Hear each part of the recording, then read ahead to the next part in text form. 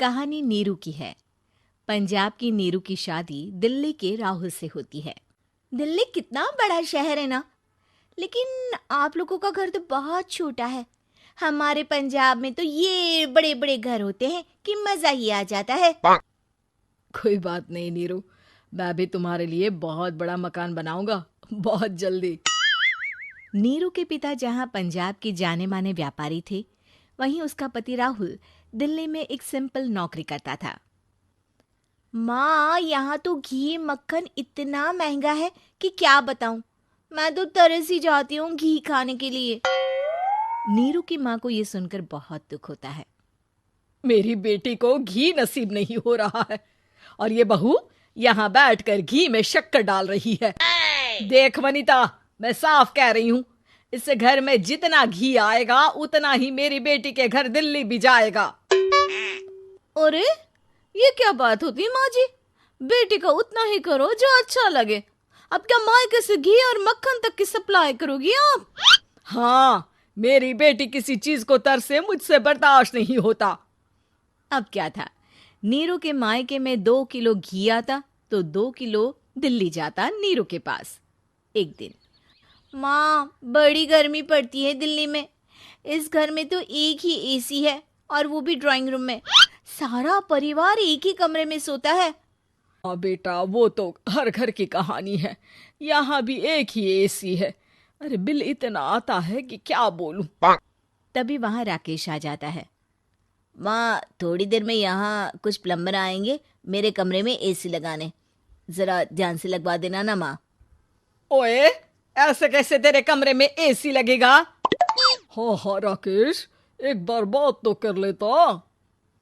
अरे पापा, वो वनिता को गर्मी में नींद नहीं आती।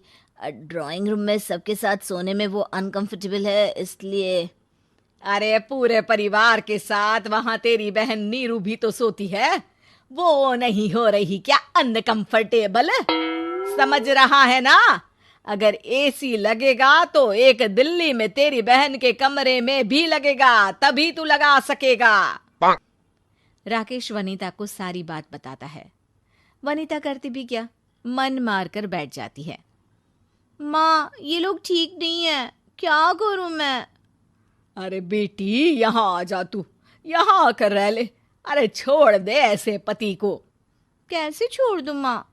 समाज क्या कहेगा, लोग क्या कहेंगे? वैसे भी मेरा एक बेटा है मयंक। अरे हटा बेटा, तेरी उम्र ही क्या है? इतनी परेशान रहेगी तो काम कैसे चलेगा? खैर, बात आई गई हो जाती है। माँ को लगता है कि नीरू ठीक है, तो वहीं नीरू के मन में एक ही लाइन चल रही होती है, यहाँ आजा। माँ ने तो बोल ही दिया है कि यहाँ आजा। बस मयंक थोड़ा सा बड़ा हो जाए, इन गरीबों को छोड़कर मैं वापस माँ के पास ही चली जाऊंगी। वो इसी सोच में बाजार में चल रही थी कि मैम, आपका दुपट्टा जमीन को छू रहा है। नीरू जैसे ही उस लड़के की तरफ देखती है, देखती ही रह जाती है। हाय रे, कितना सुंदर लड़का है ये। अब क्या हुआ? मैंने कहा आपका दुपट्टा। तो खुद ही उठाकर दे दो ना। लड़का समझ जाता है कि नीरू उस पर फिदा हो चुकी है। वो उससे उसका नंबर लेकर चला जाता है। अब क्या था, नीरू और रोहित में लगातार बातें होने लगती है। मैं हरियाणा का रहने वाला हूँ, यहाँ एक बड़ी कंपनी का मैनेजर हूँ। अच्छा, और कितने बच्चे हैं तुम्हारे? बच्चे?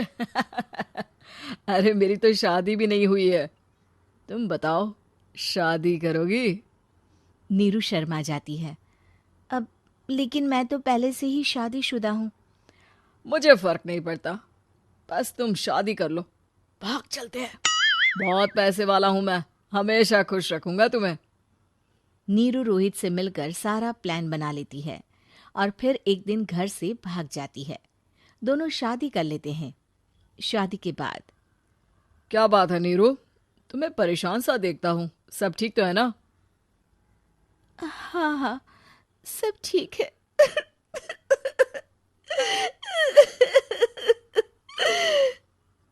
ये कहते कहते ही वो रोने लगती है। अरे क्या हो गया, रो क्यों रही हो?